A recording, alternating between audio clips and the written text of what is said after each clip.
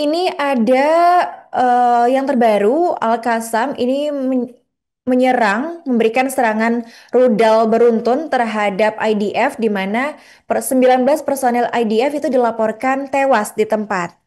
5 tentara Israel tewas dan juga 14 lainnya mengalami luka dalam ledakan bom pinggir jalan di Beit Hanon, Gaza Utara, tepatnya pada Senin malam.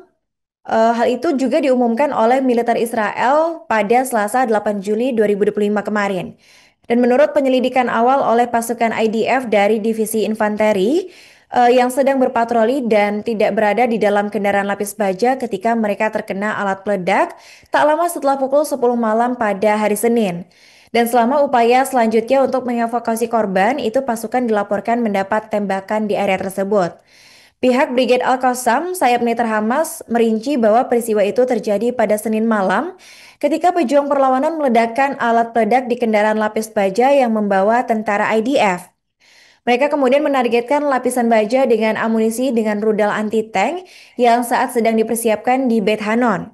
Media Israel juga melaporkan bahwa penyergapan itu direncanakan dengan matang, dengan alat peledak pertama menargetkan sebuah tank, alat peledak kedua menargetkan pasukan penyelamat, dan juga alat peledak ketiga menargetkan pasukan penyelamat tambahan berikutnya. Dua korban dilaporkan berada dalam kondisi luka dan tercatat dalam kondisi serius. Kelima prajurit tersebut bertugas di Batalion Netzah Yehuda dari Brigade Kafir yang terlibat dalam operasi di Beit Hanon. Dan diketahui juga sudah ratusan IDF yang dilaporkan tewas, di mana kematian mereka ini menambah jumlah total personel militer Israel yang tewas dalam operasi darat di Gaza sejak akhir Oktober 2023 dan menjadi lebih dari 440 jiwa merujuk dari pernyataan resmi. Jumlah ini diperkirakan lebih banyak lagi jika merujuk pada ketidakterbukaan IDF terkait jumlah korban dari militernya.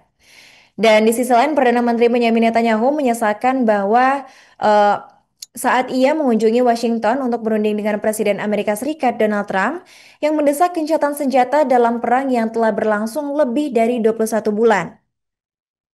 Kelima tentara yang berusia antara 20 hingga 28 tahun itu dilaporkan jatuh saat pertempuran di jalur Gaza Utara menurut keterangan dari militer Israel.